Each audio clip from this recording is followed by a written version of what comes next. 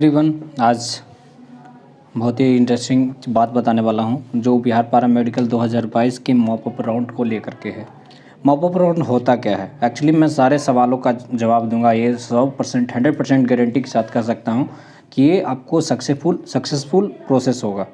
अब चलिए हम लोग सवाल पर सवाल हम देख लेंगे। पहले सवाल को पढ़ लेंगे। सवाल क्या क्या आपके जहन में आता है, कितना भाग दौड़ करना पड़ेगा ये पैरामेडिकल के मॉप अप राउंड के लिए, कितना भाग दौड़ करना पड़ेगा, क्या क्या डॉक्यूमेंट्स लगेंगे, ये आपको इस तरह से यहाँ पे दिया जाता है। ठीक है, पहला कदम क्या होना चाहिए? अगर मॉप डॉक्यूमेंट्स आपको तैयार हो गया, पहला कदम होना क्या चाहिए, क्या कर सकते हैं आप लोग?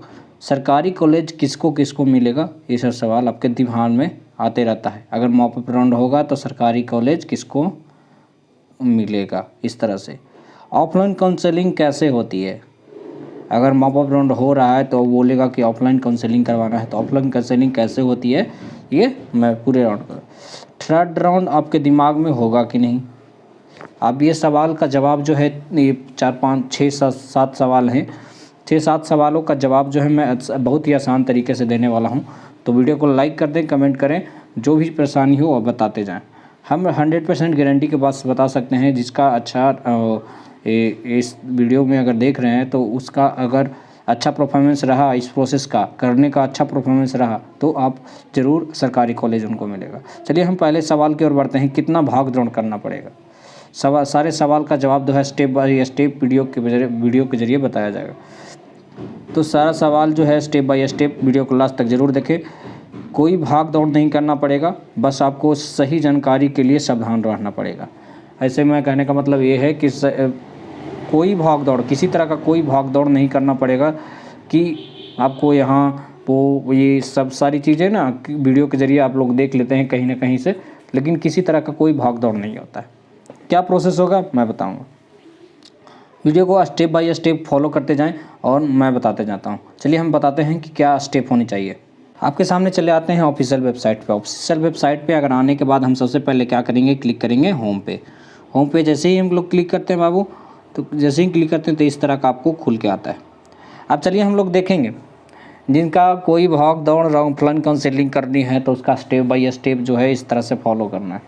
चलिए हम चले जाते हैं डाउनलोड रैंक कार्ड के, इस आधार से हो सकता है आपको। तो चलिए हम लोग ऑप्शन वाला ढूंढते हैं, download rank card. Rank card कैसे हम लोग डाउनलोड करते थे उस तरह से इसमें दिया हुआ होगा, तो इस तरह से इसमें ढूंढ लेते हैं, है ना। तो रैंक कार्ड किस लिए? आपको पीएमएम के लिए इसको ढूंढ लेते हैं। आपको किस तरह के किस में आपको ऑफलाइन काउंसलिंग करनी है, तो इसमें ऐसे ही 2 स्टेप में बताऊंगा। दोनों स्टेप बहुत ही कारगर होंगे। और चलिए हम पहले स्टेप बताते हैं।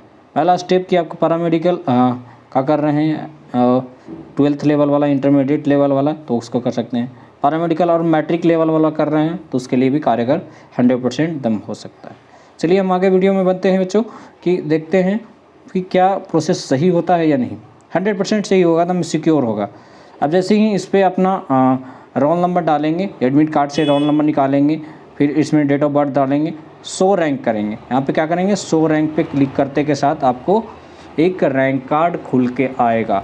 रैंक कार्ड के नीचे कुछ ऑप्शन दिखेंगे, उसमें ब्लू कलर का ही लिखा हुआ रहता है। ये मैं किसी को अभी मॉप अप राउंड नहीं हो रहा है, सिर्फ ऐसे बता रहा हूँ। ब्लू कलर का दिख रहा है, वहाँ पे क्या करना है, आप ऑफलाइन काउंसलिंग के लिए रेडी हैं तो वहाँ पे यस कर देना है, या आपको नहीं करना है तो नो कर देना है। ठीक है, इस तरह से आपको ऑप्शन दिखेंगे। चलिए हम दूसरा स्टेप की ओर बढ़ते हैं। दूसरा स्टेप कौन सा हो सकता है, सही है या गलत। चलिए हम लोग चलते हैं तो दूसरा स्टेप की ओर। तो दूसरा स्टेप इस तरह से होगा। दूसरा स्टेप अगर ये है तो आपके सामने दूसरा स्टेप जो होगा, ये ऑनलाइन एप्लीकेशन फॉर्म के पास आ जाते हैं। इस तरह से अगर इस पर आ गए तो हम लोग क्या करेंगे, इसमें लॉगिन करेंगे। क्या करें, लॉगिन करेंगे। किसके सारे, रजिस्ट्रेशन और डेट ऑफ बर्थ के सारे लॉगिन कर सकते हैं। इस तरह से जैसे ही लॉगिन करेंगे तो आपको मॉप अप राउंड जैसे ही स्टार्ट होता है तो इसमें आपको रैंक कार्ड का ऑप्शन खुल के आएगा, जस्ट लाइक।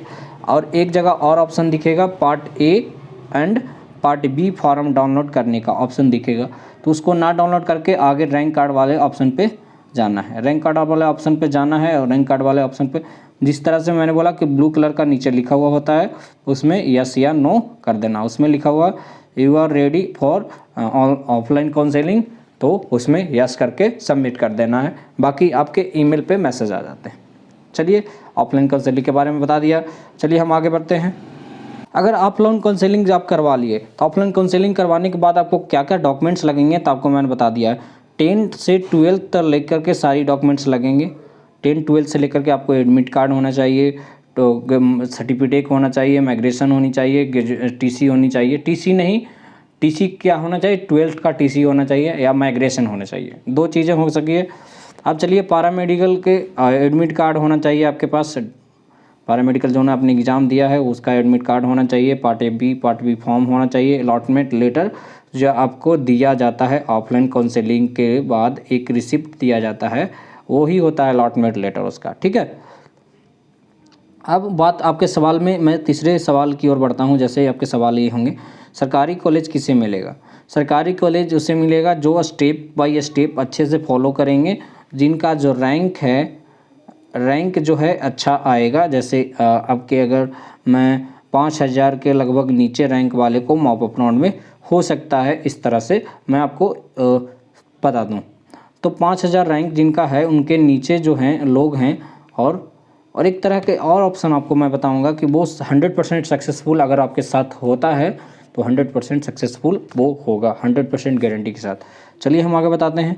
तो कम से कम रैंक वाले को, वैसे स्टूडेंट को सरकारी कॉलेज मिलेगा जिनके रैंक के आधार पर अलॉटमेंट लेटर नहीं मिला, और वैसे स्टूडेंट को सरकारी कॉलेज मिलेगा। जैसे उनका रैंक 300 था और 400 रैंक वाले को ले लिया, 400 रैंक वाले को ले लिया और 300 रैंक वाले को नहीं लिया, तो इस तरह के त्रुटियां को लेकर के मॉप अप राउंड किया जाता है। ठीक है, आपका पहला कदम ही क्या कर सकता है? आपका पहला कदम जो मैंने वीडियो को बताया उसमें जो है आपको इस तरह से समझ आपको करना होगा। जैसे कि आप पहला कदम लेते हैं, अपने भविष्य को बदल सकते हैं।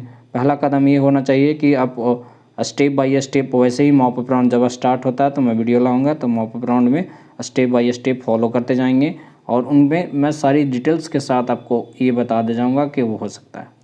चलिए, अलॉटमेंट सरकारी कॉलेज किनको किनको मिलेगा मैं इस तरह से वीडियो बता दूँ। जिनके पास मॉप अप राउंड की सुविधा है वो कर लिए हैं, मॉप अप राउंड वाला ऑप्शन वीडियो के सहारे आप लोग कर लिए हैं। ठीक है, वीडियो के सहारे जैसे ही आप अपना मॉप अप राउंड के आगे और बढ़ जाते हैं तब उनको क्या करना होगा, मॉप अप राउंड में हो तो ऑनलाइन ही होता है। अब उसको एक ईमेल पे मैसेज आते हैं और एक लिस्ट निकाला जाता है, अलॉटमेंट लेटर भेजा जाता है। आप अगर उसमें नहीं है तो कोई विद्यार्थी का, किन्हीं का जो लोग होते हैं ना, कि सभी ये कहना नहीं चाहिए लेकिन मैं कह दे रहा हूँ, सभी जो विधायक होते हैं उनका एक सीट रिजर्व होता है उनको, कि अपने बच्चे के लिए, वो के लिए, सब कुछ चीज़ के लिए सीट रिजर्व रखते हैं वो प्रोफेसर के लिए। सब मैं पैरवी की बात करता हूँ, तो इस तरह से होते हैं, लेकिन ये ज़्यादा मुझे अच्छा नहीं लगता। कभी बच्चे को किसी को हो सकता है। अपने रैंक के अनुसार आप अगर जाना चाहते हैं तो मॉप अप राउंड के सहारे और एक बार ऑफिस में जा कर के पता कर लें और उन्हें के स्टाफ लोगों से बात करें, और जो है आप इस तरह से बात कर सकते हैं। ज़्यादा जानकारी के लिए मेरे पर कॉल कर सकते हैं 6201-650457 पे, इस पर कॉल कर सकते हैं। इस पर सारी जानकारियाँ मिल दी जाएगी। अब है आपके थर्ड राउंड होगा कि नहीं होगा। देखिए, थर्ड राउंड मैं 2 सालों से लगभग 2 ईयर से लगभग नहीं हो रहा है, तो थर्ड राउंड होता नहीं है। ऑफलाइन काउंसलिंग कैसे होती है? ऑफलाइन काउंसलिंग जो है सारा डॉक्यूमेंट्स लेकर के, जो मैंने बताया सारा डॉक्यूमेंट्स लेकर के आपको जाना है। कहाँ जाना है? वो ऑफिस जाना है, पटना बोर्ड ऑफिस। मैं आपका ऑफिस का एड्रेस में भी बता देता हूँ। देखिए, ऑफिस का एड्रेस यही है, आप यहाँ पे जा सकते हैं। ऑफिस यहाँ पे है, BEC board IS association building near Patna airport, Patna. ये इतना ऑफिस पे जा सकते हैं, या इस नंबर पे कॉल कर सकते हैं कि कहाँ पे ऑफिस है आपका, ये जा सकते हैं। तो चलिए, हम वीडियो को बने रहने के लिए धन्यवाद। ऑफलाइन काउंसलिंग के लिए सारा डॉक्यूमेंट्स जो है लेकर के आपको जाना होगा। जैसे 10th से लेकर के 12th के सारे डॉक्यूमेंट्स होने चाहिए। पैरामेडिकल का जितना भी आपके पास डॉक्यूमेंट्स हो, जो रजिस्ट्रेशन फार्म हो या पार्टी भी फार्म हो या एडमिट कार्ड हो, रैंक कार्ड हो, ये सब सारी डॉक्यूमेंट्स जो है ओरिजिनल आपको लेके जानी है। एडमिट कार्ड ओरिजिनल होनी चाहिए जो एग्ज़ाम हॉल में आपने दिया था। थैंक यू वेरी मच आपके बने रहने के लिए। और आगे वीडियो को शेयर करते जाइए, आपको अच्छा लगे तो बताएं। Thank you everyone.